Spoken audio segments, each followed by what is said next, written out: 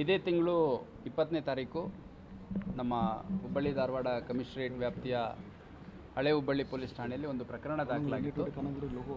ಅದರಲ್ಲಿ ಗಾಯತ್ರಿ ಅನ್ನೋಂಥ ಒಂದು ಹೆಣ್ಮಗಳು ಅವರ ಪೋಷಕರು ಬಂದ್ಬಿಟ್ಟು ನನ್ನ ಮಗಳನ್ನು ಖ್ವಾಜಾ ಶಿರಹಟ್ಟಿ ಅನ್ನೋಂಥ ಒಬ್ಬ ವ್ಯಕ್ತಿ ಮದುವೆ ಮಾಡ್ಕೊತೀನಿ ಅಂತಂದು ಬಲವಂತವಾಗಿ ಒತ್ತಾಯಪೂರ್ವಕವಾಗಿ ಓಡಿಸ್ಕೊಂಡು ಹೋಗಿದ್ದಾನೆ.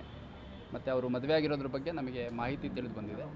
ಹಾಗಾಗಿ ನಮ್ಮ ಮಗಳ ಇಚ್ಛೆಯ ವಿರುದ್ಧ ಮತ್ತು ಬಲವಂತವಾಗಿ ಅಪಹರಣ ಮಾಡ್ಕೊಂಡು ಹೋಗಿ ಮದುವೆ ಮಾಡ್ಕೊಂಡಿದ್ದಾನೆ, ನಮ್ಮ ಮಗಳನ್ನು ನಮ್ಮ ಕಸ್ಟಡಿ ಕೊಡಿಸಿ ಅಂತಂದು ಒಂದು ಕಂಪ್ಲೇಂಟನ್ನು ಕೊಟ್ಟಿದ್ದರು. ಸೊ ಇದೊಂದು ಗಂಭೀರ ಪ್ರಕರಣ. ಯಾಕಂದರೆ ಒಂದು ಯುವತಿಯನ್ನು ಅಪಹರಣ ಮಾಡ್ಕೊಂಡು ಹೋಗಿ ಮದುವೆ ಮಾಡ್ಕೊಂಡಿದ್ದಾರೆ ಅನ್ನುವಂಥದ್ದು ಭಾಳ ಗಂಭೀರ ವಿಷಯ ಆಗುತ್ತೆ.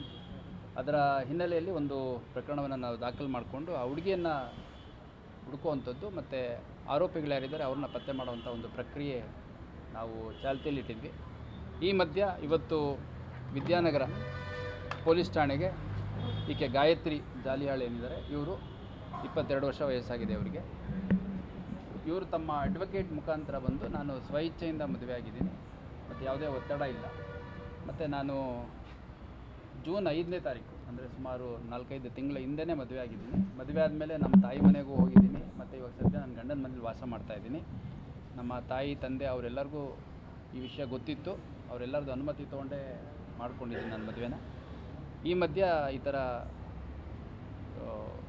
ಸುಳ್ಳು ಆರೋಪಗಳನ್ನು ಮಾಡ್ತಾಯಿದ್ದಾರೆ. ಹಂಗಾಗಿ ಈ ಪ್ರಕರಣದ ಕುರಿತಾಗಿ ನಾನು ಹೇಳಿಕೆ ತಗೊಳ್ಳಿ ಮತ್ತು ಇದರಲ್ಲಿ ಯಾವುದೇ ಬಲವಂತ ಆಗಲಿ ಅಪಹರಣ ಆಗಲಿ ಆಗಿಲ್ಲ ಅನ್ನೋಂಥದ್ದು ನಾನು ಹೇಳಿಕೆ ತಗೊಳ್ಳಿ ಅಂತ ಬಂದಿದ್ದರು ಥ್ರೂ ದಿಯರ್ ಅಡ್ವೊಕೇಟ್. ಅವ್ರ ಹೇಳಿಕೆಯನ್ನು ದಾಖಲಿಸಿದ್ದೀವಿ